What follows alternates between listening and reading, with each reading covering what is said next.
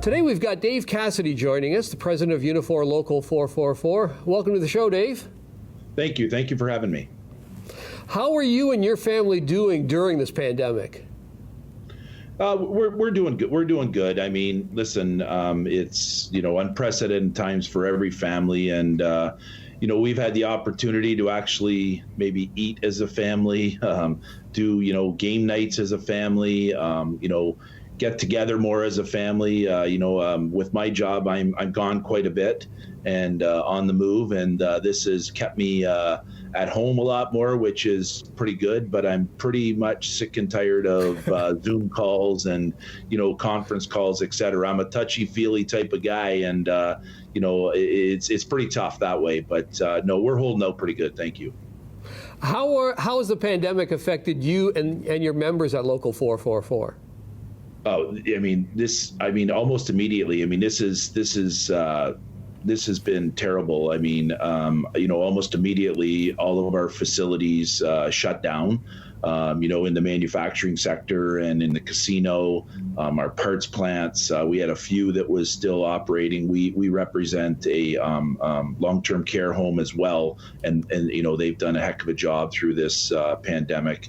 But our members, right away when the uneasiness of everybody was there, didn't know what to expect, like everybody else. And when you're in a facility, that has 6,000 people, 2,000 a shift on top of each other, people get pretty concerned. So it was really hysterical, at first when the pandemic was, brought forward. And so, but listen, we got through it. Collectively, we got through it. It was tough on people. I know that, with the things that we negotiate, through SUB plans for our senior members, and then, the CERB that was in place, a lot of people were struggling at first because the EI system was so overwhelmed that the infrastructure from the EI system could not handle everybody in Canada that was applying for employment insurance. So anxieties went even a little bit higher, right? People need to make sure that there's income coming in, et cetera. But overall, listen, we got through that process.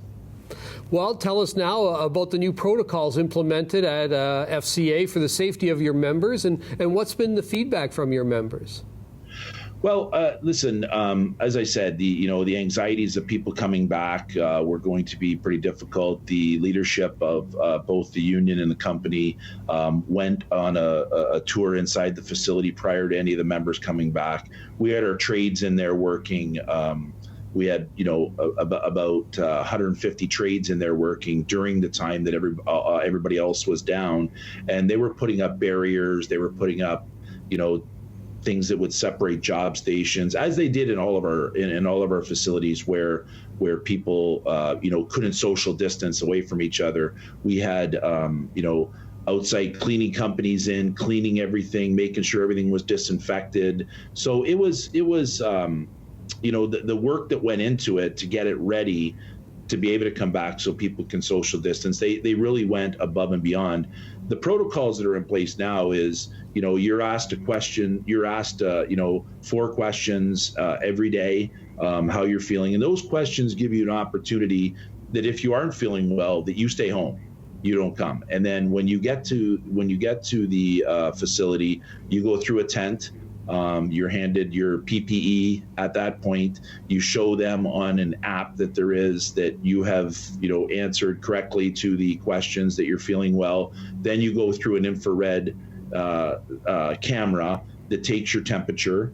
And then you proceed over to the turnstiles and go through the turnstiles. And you're given a ticket. So once they see the ticket, then they know that you have went through the proper protocols and done all of the advanced stuff in order to get in a facility. And that's for any visitor, anybody that comes in our facility has to go through that, and all of our facilities. Well, with that number of people, has it been fairly smooth getting people into work? Well, like anything else, the first few days was, when we started back on one shift, and the following week we went to 2 shifts, and this is our first week back with 3 shifts. There's gaps in the shifts. Day one, when there was gaps in the shifts, people were passing at the turnstiles, in the cattle chute, in other places. So they've had to work on those issues of making sure people are social distance when they're getting in and out of the plant. But overall, it's been pretty good. How's the supply of PPE for the members? Great. I mean, there's plenty of PPE. I mean, I'm not going to kid anybody. I'm really concerned about the masks and wearing the mask inside the facilities. If anybody has ever been inside our plants, they're not conditioned air, especially Windsor Assembly Plant. Some of our other FCA plants, around the world have the conditioned air that's there. In an assembly at Windsor Assembly Plant, it's not conditioned air. There's windows at the top, there's fans, and those masks. That's our big concern with those masks, as the temperature's heating up here. So that's our big concern right now. But as far as what is on hand, there's plenty of PPE available for everybody. With the elimination of the third shift coming up at FCA, as well as COVID-19, how are the buyouts being viewed by your members, and is there a timeline on them?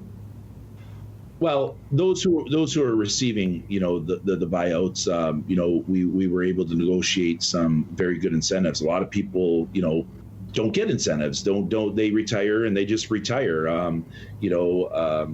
We were able to secure the incentives. Which is a bonus for the people. I hope that the people, if they're ready to go, then, that bonus is there for them. And if they're not, then fine, then, stay if it doesn't work for them. However, it's not good. I mean, anytime that you keep in mind, anytime that there is any type of restructuring package means there's a loss of jobs, right? So that is the biggest issue. I mean, I wish, truthfully, that not one person received a restructuring package and we were continuing with 3 shifts. I mean, potentially we're losing 1,500 people out of Windsor Assembly Plant just alone, not including our feeder plants. So yeah, it's terrible. I mean, but I mean, 30 plus year people, they've had good employment, for those years. They're going out with a very good pension. Things are good for those people. It's the people at the bottom, the juniors, that is really eats me alive. I mean, it's terrible. It's devastating, and it's devastating for all of us to see this happen. And I could tell you, since March 28th, a year ago, when we were given the notice that the third shift was gone, I mean, we immediately started to get into bargaining relative to saving that third shift, and we had some extensions. Continued with extensions, and it's got us to this point. And on July the 13th, that third shift, as of today, as I talk today, will be gone. But the buyouts, people can leave as early as the end of the month, the end of June, and it depends where, if there's training on some of the jobs or whatever. But they're going to be leaving as early as the end of June with those packages. Well, it's so unfortunate because you say 1,500, but each of those 1,500, that's people, that's families, that are in very difficult situations, and especially in these uncertain times, it makes it even more difficult. Oh, 100%. And, the spinoff jobs, those 7 spinoff jobs, to every one of them OEM jobs. I mean, every one job in that facility reflects about 7 spinoff jobs, whether it's in a restaurant or whatever, I mean, everybody will feel the negative effect on that. It's devastating. It's not a good news story for sure. No. With that in mind, what's the morale of your members, through all this uncertainty and upheaval of the third shift? Well, I think as my job is, and leadership's job is to, instill hope in people. I can tell you, as far back as, Pilet Road Assembly Plant, when that closed back in 2003, everybody that went to layoff there indefinitely got back to the facility.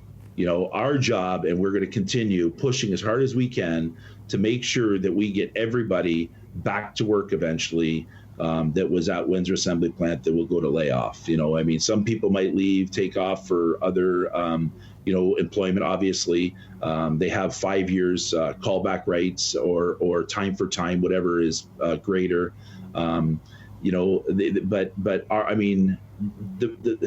The morale is, you can only imagine, right? It's disheartening. I stay up at night, thinking of these families. It's, you take it personal. You do, because you work your butt off to try to get where you are. And it's not me. I know it's sales. I know it's, but FCA owes us a product. I really want to tell you, we have made FCA what they are today. We've worked our tail off. Everybody, I say it all the time. If you want to build right, you build it in Windsor, because they know this has been the moneymaker. We've had 3 shifts here since 1993. I'm a product of that 3rd shift. And they owe us a product. I can't say it enough. We every time they asked for something, we're there. We make sure that we have it delivered, whatever it is, whatever program they have in place. Our workers there are second to none, and they work their butt off in there. And I'm telling you, I'm excited. I'm excited that that going into bargaining, because we are going to have, that will be our main topic in bargaining. That will be our main topic. New product for Windsor Assembly Plant. We are owed it. FCA owes us that. We have done our part. Now it's time for them to pay up on that. With all this uncertainty and the difficulty with the pandemic and this, what support system do you have in place for the stress of your members? Well, again, we are very fortunate with our union to be able to bargain those things. We have an EFAP rep, and we have women advocates, that we negotiate those jobs, and we have a lot of resources that us as a union have made relationships and in our community. Like, we are community partners.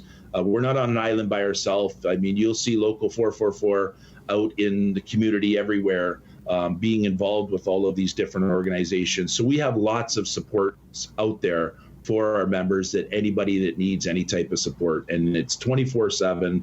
And I'm very proud of that we have those in place.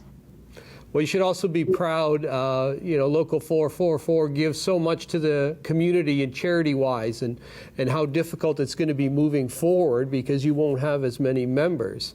So we've all got to try and pitch in to help out our community wherever we can. Right on, yeah. Dave, just want to leave a last question with a bit of hope. What are you looking forward to once the pandemic's over?